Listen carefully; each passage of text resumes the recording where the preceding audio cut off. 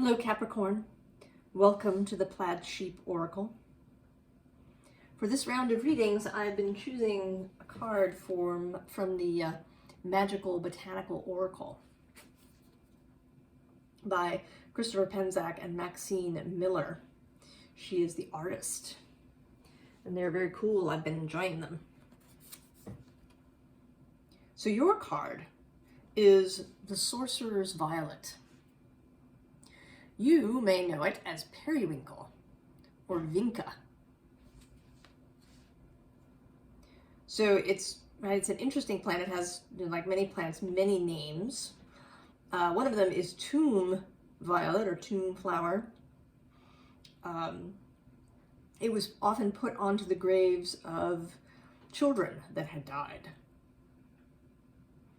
So it has this there's a death association, there's a supernatural association, right? And here there's the Sorcerer's association. It's not a plant that you'd want to, eat, because it can make you sick. One of its other names is dogbane. Right, it can be harmful to dogs. So it has this, all of these kind of supernatural associations. Also, it's 5, right? It has 5 petals, like the pentagram. And the rose of Venus. Flower of the moon and Venus.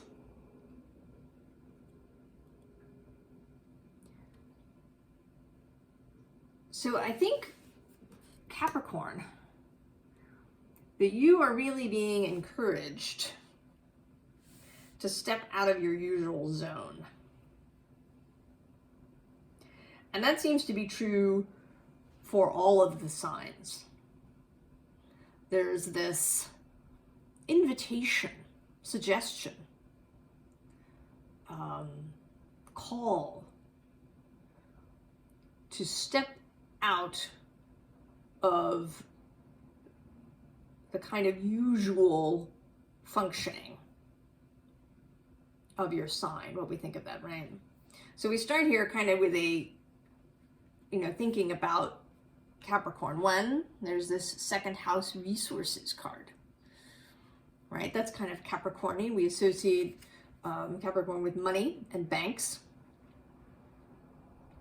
and other, all of the stuff in the physical world, everything that you might consider a resource for yourself.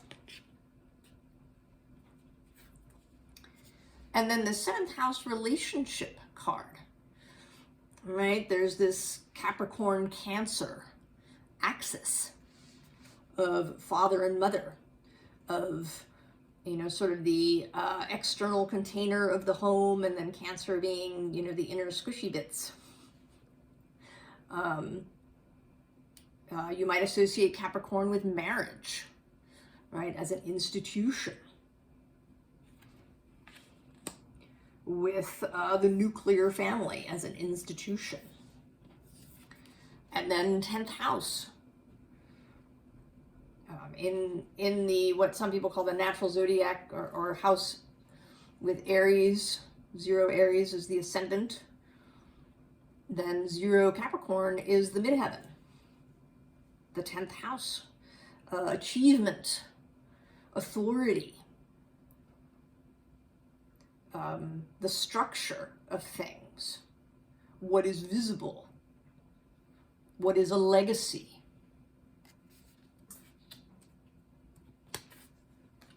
Right, and here we have the 4th house home, right? That is Cancer's territory, but also, right, Capricorn as father energy, right, as the kind of the creator of the physical resource aspects of the home. So this is, Capricorn's perhaps usual expression. But then the card that comes out is 12th house, introspection.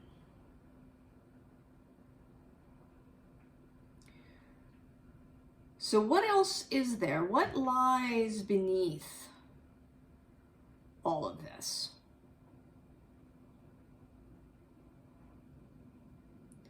What is unseen beneath this very tangible structure of Capricorn?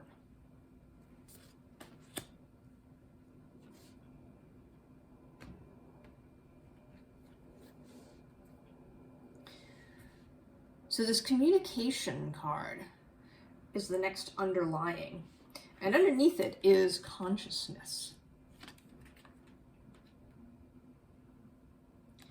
So this is about you forming a really clear and flowing communication with those 12th house aspects of yourself.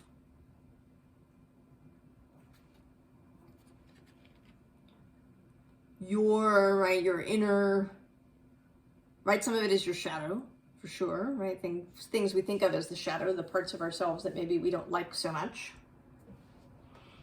But then there's also what one person I follow calls the golden shadow. So those parts of yourself that are actually really beautiful and light, sort of light-filled, but that you hid away because they weren't welcome in some way. Right? You may have been, really, a creative sort of child, perhaps. Maybe you liked to do painting or dance or singing, but you were born into a really practical, kind of in-the-box family. And, that's possible because signs run in families, right? If you look at your parents and siblings charts astrologically, you're going to, right? There's a lot of similarity. Both my sister and I, we are both Cancer ascendant, and our father and our grandmother had Cancer sun. So there's this, right, and there's other things. So it's quite possible, right, if you were born into a very Capricorn-y kind of system, that this, what may have been, a desire to, wear pink and have lots of frothy clothes and talk to fairies and, or draw pictures all the time, may have been really discouraged because you were supposed to be practical. Or it might be the other way around, even, right? You could be born into, perhaps a family that, is very disorganized and thought that, that anything too organized was corporate and unacceptable. But you like to have some order, right? Not rigidness, but, but this may have been discouraged in you as well.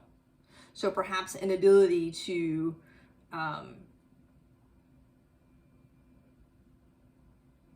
to be orderly,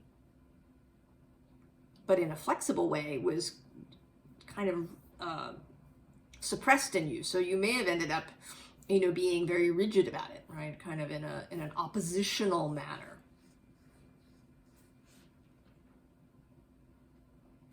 And I know that was sort of a confusing example, right? It kind of felt strange when I started talking about it, and I feel as if there's there's some kind of inner struggle that is being reflected in my inability to speak as clearly as I would like. Sort of unusual in Capricorn energy. There's something that wants to be seen, something that's hiding. that wants to speak, right? That wants to emerge from the 12th house.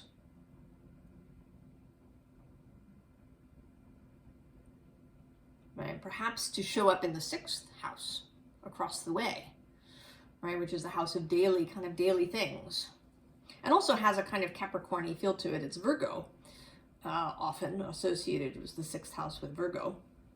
But there's some Capricorn-y aspects to earthy aspects. And one of the things, right, is that things are seen in the 6th house. And then we get belief. So the part of your issue might be beliefs, right? Beliefs you hold about yourself, or about what's appropriate, or about how you succeed in life. Right? There's an examination of belief.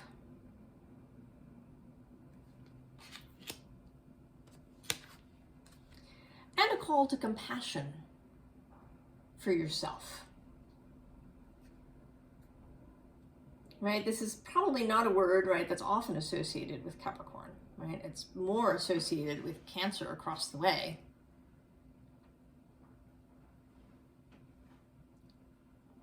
But I think that Capricorn has just as much ability to be compassionate. It may simply show up in a different way.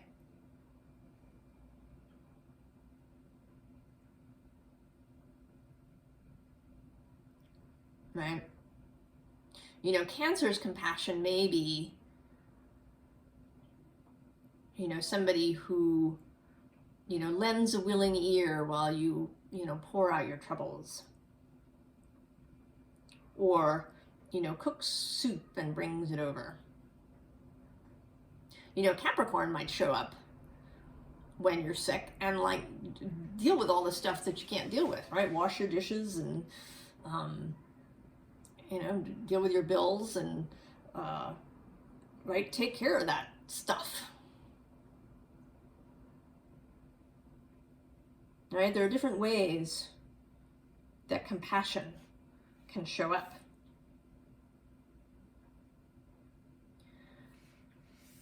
And then also having compassion for yourself and for this process that you're going through, this metamorphosis, this evolution, this mutation. That's another theme that's coming up. And mutation being the word, or evolution, to get away kind of from that caterpillar butterfly metaphor. Because in that case, right, that's kind of an expected thing, right? We know, right, the caterpillar goes into the cocoon and comes out as a butterfly, right? This is a known process. But mutation, as the caterpillar going into the cocoon and coming out as something unexpected, as a bird, or, you know, something else, right? That there's some kind of unexpected thing that happens in the cocoon, that there's a mutation that occurs, that something evolves beyond what it was previously, that we're abandoning or walking away from, or just releasing the old system. And that includes kind of this caterpillar butterfly thing.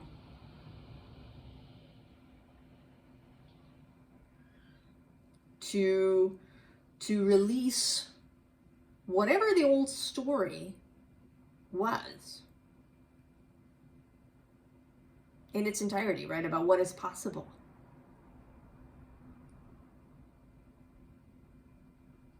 Right? that, you know, history does not have to repeat or even necessarily rhyme.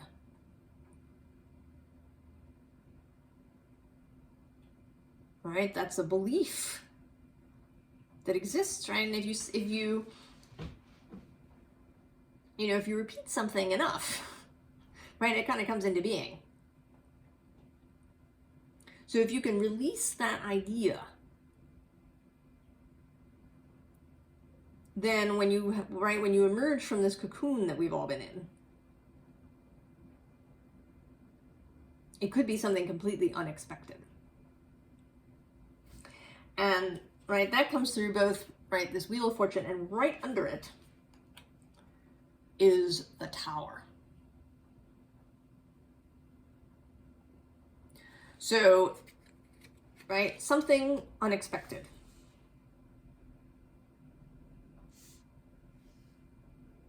That this is not, right, this whole process is not something that we can micromanage.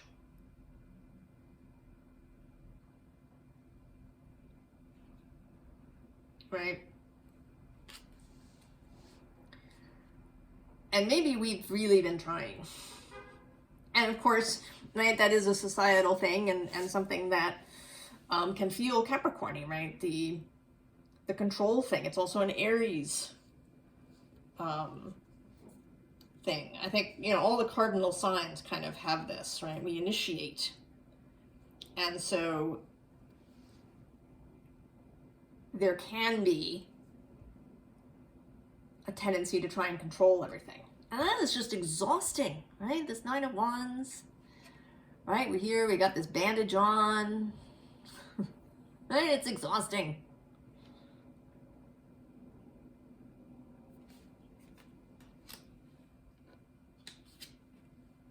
Right? And even this Magician, normally, right, he sort of comes through as, you know, powerful and,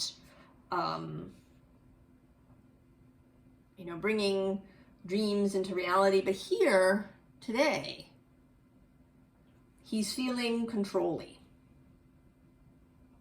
Right? He's feeling like the old story of how we bring things into being. Right? He actually feels very not magical today. Right? And then there's the Six of Wands, which feels today like, you know, again, part of the old story. Do we want to be, you know, what does victory mean? You know, does it mean that we're celebrated? Does it mean that we, you know, have a whole ton of followers? What is, you know, what is real victory? What is, or is it even victory that's required? What, right? You know, what happens after the Five of Wands? What do we really want after that possible conflict or contrast? What do we want that to actually look like? And then there's this Five of Swords, right? The mental confusion that we may be in currently. All right, we have all these beliefs. We have all these thoughts that we think all the time. We have all the messaging that we receive from society and other people in our sphere. What is the thing, right? What do we really want to hold on to? What do we want to walk away with? What is the one sword that we want to keep? Right? He's, you know, sort of got a whole bunch, right? Everybody's kind of abandoned and he's got all, right? What's actually the sword that we want to walk away with? What do you want to keep? And what do you want to release? Now, interestingly, the Magickal Botanical deck raised its hand to come out again for just a single card. And it's the Fly Agaric, which came out for Aries. And it is, you know, it is for sure, right, magical, right? It's the toadstool, home to gnomes and fairies, vehicle for shamanic travel, psychedelic, magical. And I think that a little bit of, right, the cardinal energy, a little bit, is being asked to reevaluate how it initiates, how it goes on to make, right, how it tries to make things happen.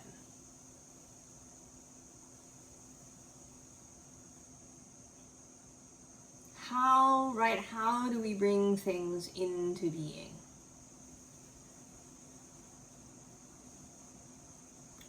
We'll see if that shows up for Libra and or Cancer during the series at any point.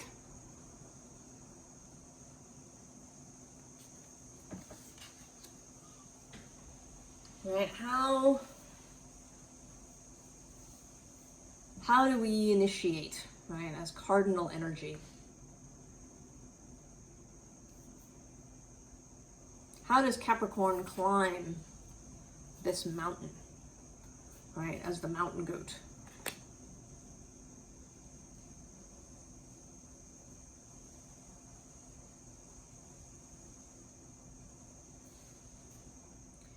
Is there, right, is there a sense of conquest, or is it something else?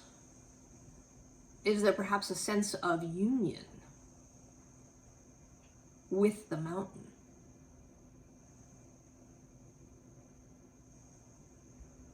A sense of co-creation, right? Is there a minute examination of the mountain? So, you know, finding all the little crags, right? Like deciding, right, this is the route. Or is it more flowing with a consistent reevaluation of the route? And maybe with the route coming into being as we go, right? This sense of the quantum waveform collapsing, right, in different ways as we go.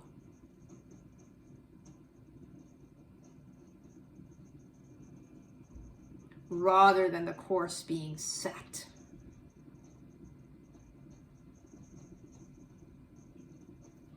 So what is the advice? Well, coming out of the cave. Yeah. So this is not about not hermiting or alternately hermiting. This, right, this is about being, right, having your own sovereignty, right, knowing your own mind, keeping your own counsel,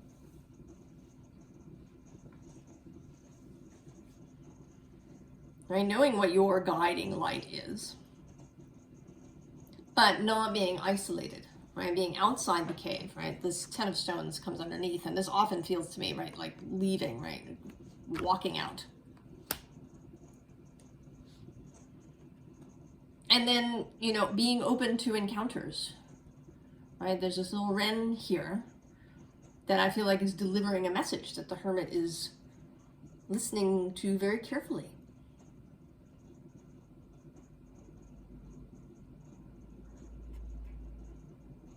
So a sense of openness to new experience, to alternative viewpoints, to, you know, whole new ideas.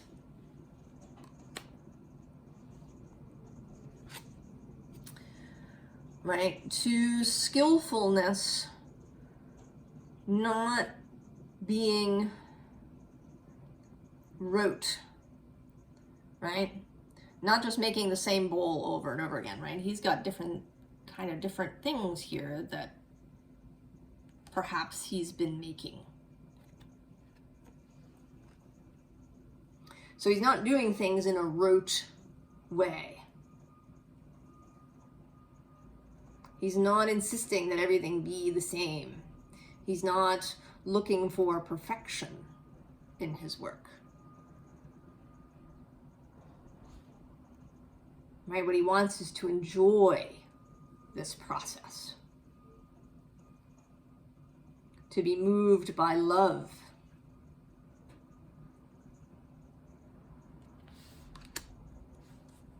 And then the Knight of Vessels, the Knight of Cups, right? In this case, an eel moving through the water. You know, and the eel has agency. He doesn't just get carried by the stream, but he uses the water. He's totally at home there. He's really in tune with currents and movement. So he has agency, right? He can shift and move and go where he wants to within, right, this watery environment. But he can also allow the water to carry him. So he's not struggling.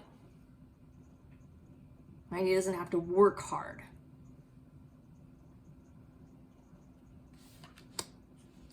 And lastly, the Blasted Oak. Yeah.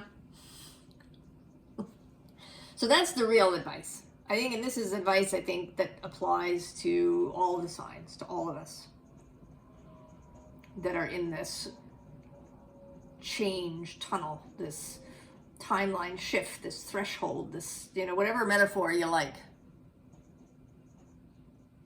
Let yourself get blasted out of the oak.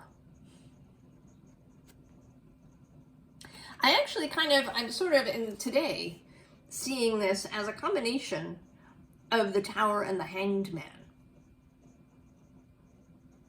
Right? That you've been hanging there by one leg from the tree. And now you are being blasted out.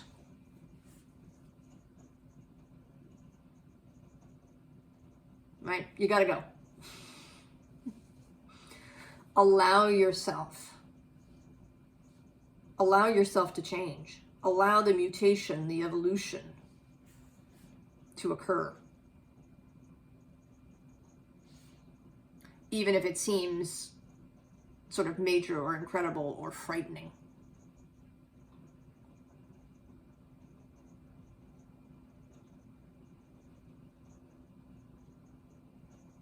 Allow it. Right? You are, right? This is not just the Hermit. Right? This is the Sorcerer. You know, if you read Terry Pratchett's books, he mostly has wizards and witches, but there is a sorcerer that emerges, and he's kind of he's like a step beyond. You know, wizards have their staffs and they do rituals, and you know, they can get what they want. But the sorcerer, he can actually shift reality.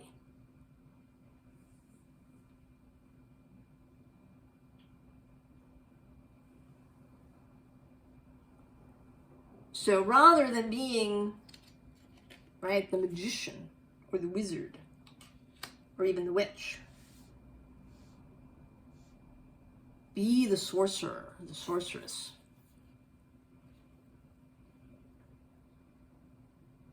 Believe in your ability to complete this mutation, or at least this section of the mutation, right? Because change continues.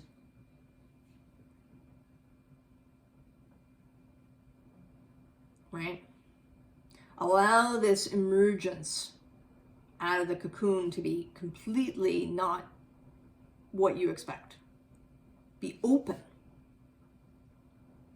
to all the possibility, right? To the possibility that you are a sorcerer. That you can change reality. That you can move through life, right, with waveforms collapsing in totally new ways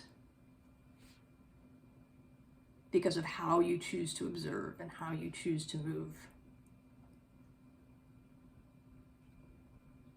I think it's so cool, Capricorn. It's really exciting. Right? And I hope that you allow yourself to be blasted out of the oak.